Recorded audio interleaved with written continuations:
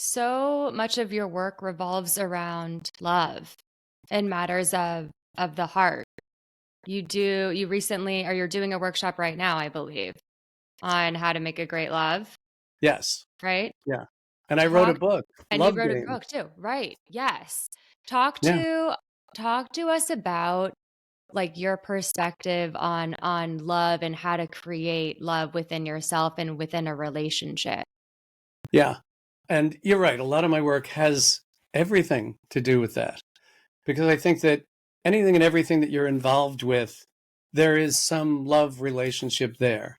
Mm, And, you know, our first order of business is cleaning up the relationship with ourselves, finding out how to love this person you've been with all your life.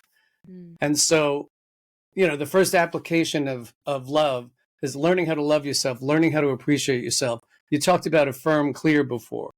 And one of the purposes of Affirm Clear, it's an exercise that I give people that do this every day for a month.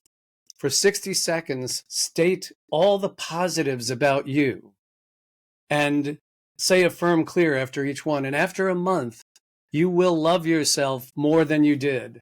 And you will make a breakthrough because I think we're incapable of loving anyone and everything else until and unless we're loving this, right? mm, mm. And when you finally do accede to loving yourself, your heart is so much more open. You're so much more capable of loving the people around you, loving the work that you do. Mm, And by the way, I think my definition of love might be a little different than conventional because I look at love as spiritual cooperation, that we have agreements with ourselves, with the people in our lives, and we have an agreement to give and take lessons, to mm, learn everything that we're supposed to learn from each other. And that when we learn those lessons, there's a fulfillment there. There's an mm. experience of that love. It's self love and the giving aspect of love. Right. And I feel like in a relationship, I mean, no, true love for me is someone that I want to like grow with and learn with and get messy with. And I feel like Yeah. you talk about the stage of suspicion, I believe, or like that stage of like kind of disruption within a relationship where you're challenging each other to move and grow. Like, how do you differentiate from being on a different page with someone than being Yeah. with the wrong person? Well, for, you'll know that You soon know? enough. Well, But first order of business, you got to recognize that there are different stages and that we arrive at them at different times, right? I could still be in that identification stage, that honeymoon stage, when you've moved on to differentiation, that suspicion stage. And if I don't know that that's a natural stage and that you're going through a natural process, I'm going to fight that or assume that it's over or it's not working.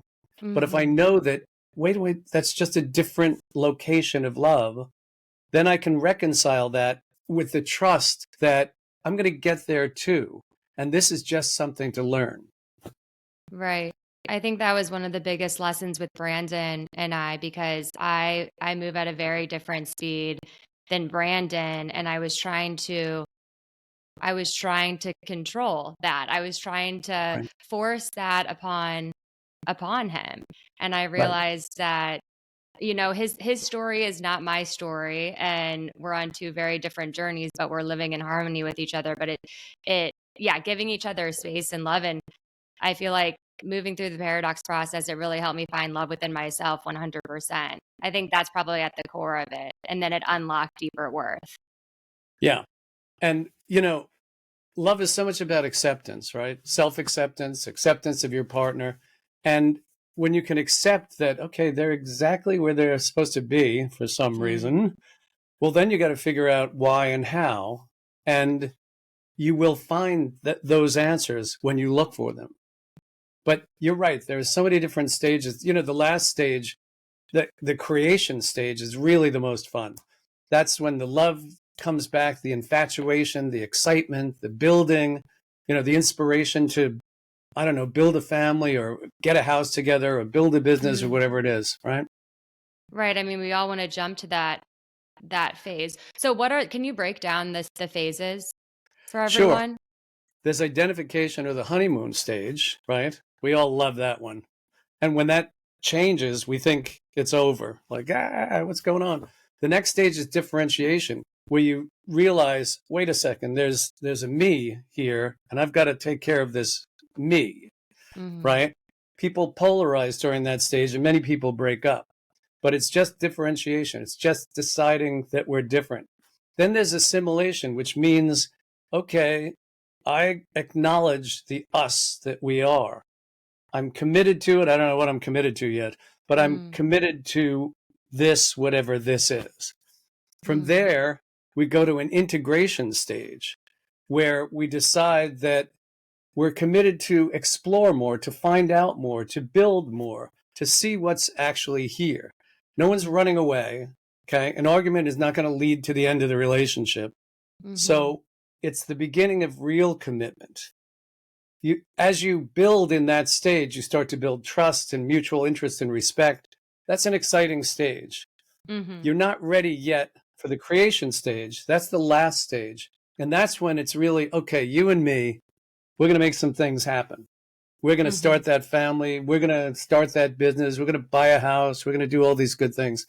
So it's those 5 stages. But you can imagine with those different transitions, it's pretty easy to lose somebody in transition if you're not aware that, okay, they're just going through this. Right. I mean, how can you tactically move through that conflict resolution stage when if you're not in, I guess if one person was in paradox process, I understood it. But I Right. feel like I almost, yeah, I struggled. I couldn't, I really struggled with it because I wanted to bring Brandon into it. But how can Right. someone tactically like move through that even without Well, I paradox think, process? yeah, I think first order of business, you have to trust. Okay. You know, that first stage, the honeymoon stage, it's not really false. Okay. We're bringing our best selves, right? Mm-hmm. We're, putting on a suit and tie. We're bringing our A game, right? Everybody's shiny. But Mm-hmm. that's the potential of who you really are in that relationship. So if Mm. you could trust that that's not gone, okay, that's just taken a back seat to another thought process. So I think the answer to your question, how do you navigate these stages, is trust. Mm. And I think it's trust in yourself, trust in the process, and the knowledge that this is an evolution. Love is an evolving process. And when you understand it's not going to be what it was, but it will actually be better than what it was. You don't remember in the honeymoon stage, there was a lot of joy, but there was a lot of uncertainty, right? Mm-hmm. It's a fucking hair-raising ride, right? Mm-hmm. But when you start building honestly together, you're building on solid ground. And Right. so trust, belief, and certainly some form of processing the fear and anxiety has to be part of the formula for winning in the relationship. So how can one hone more trust? All trust comes from trust of self, right? Mm-hmm. If I trust me, if I trust where I'm at and what I'm capable of and what I can create, I'm going to let you go through your changes without getting too anxious about it. Okay. Mm-hmm. I'm going to be able to develop a vision.